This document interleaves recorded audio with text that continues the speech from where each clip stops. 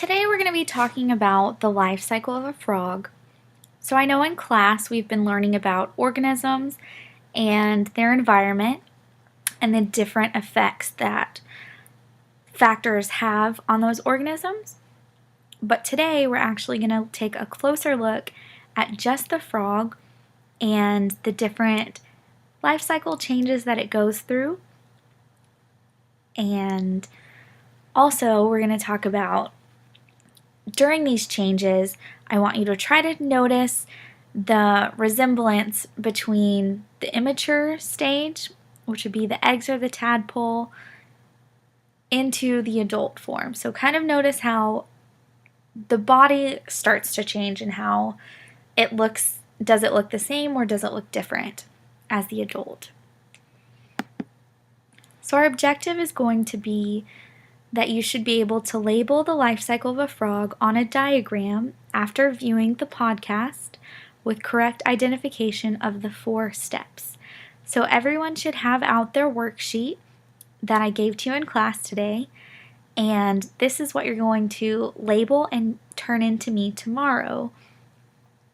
And after this video, I hope that you have a better understanding of the life cycle, and this labeling should be a piece of cake. So first we have to talk about metamorphosis.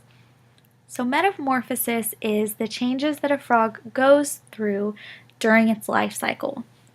There are 4 main stages in this life cycle, and I want to point out that a frog doesn't live only on land or only in water. A frog spends half of its life cycle in the water, and this is the immature stage, which would be the eggs and the tadpole. And then in its mature stage, the second half, it's spent on land. So just kind of keep that in mind. The first stage in this life cycle is the egg.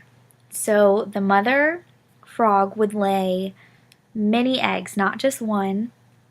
So at one time she could lay 100 eggs or more. And these eggs are covered in a jelly-like coating and they're laid in the water. So on the right I have a picture of what this looks like. These are actual eggs that were laid, and you can notice that they kind of look like bubbles, and that's that jelly coating that protects the egg. So the second stage is that the egg is going to hatch and a tadpole is going to come out. So tadpoles actually have gills for breathing in water. This is why they're allowed to live in water. This is how, if we went in water today, we can only hold our breath for so long because we don't have gills, we have lungs. But tadpoles have gills so they can live in water. And the way that they're able to swim is because they have tails and they do not have legs. So as a tadpole grows, the lungs begin to form. The back and the front legs also begin to grow. These are the parts that allow the adult frog to live on land. So all of these things that are necessary for it to become an adult frog are starting to form.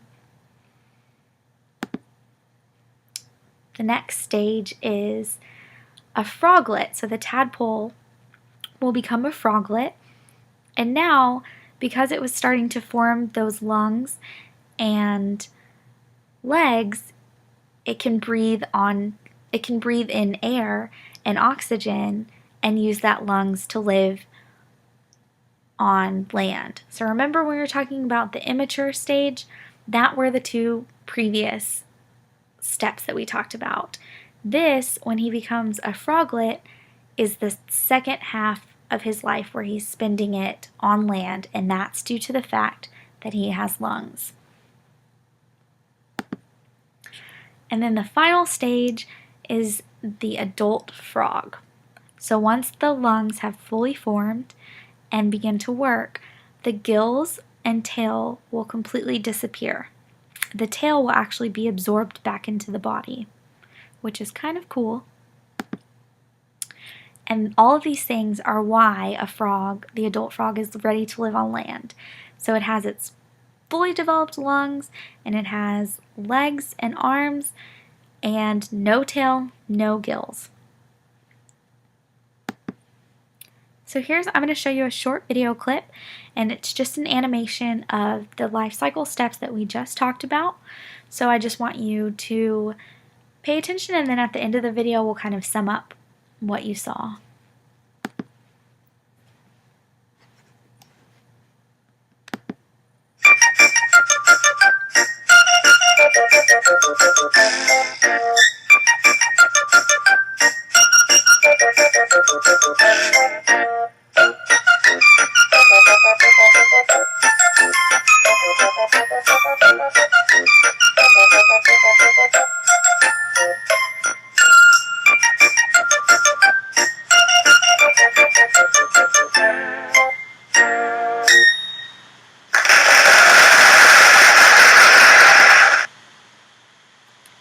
So in that video you saw how the frog laid its eggs in the water, and it laid multiple eggs, and then those eggs eventually hatched and became tadpoles, and then the tadpoles eventually began to form legs and become froglets, and then they shed their tails, they actually absorbed it back in and became an adult frog, and then made it again, and the whole process started all over again. So it's a continuous process.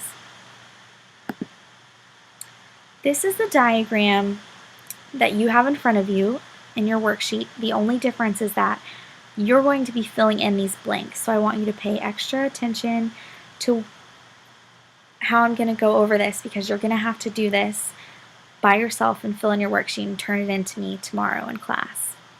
So the first step, like we've talked about, is the frog's eggs are laid in the water. Remember, more than one egg with a jelly-like coating.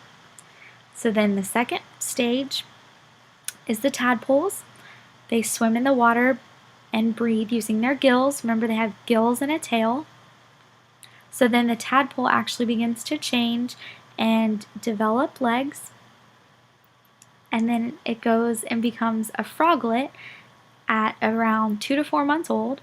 It has some of its tail, and it now is forming lungs, and it's able to breathe in air.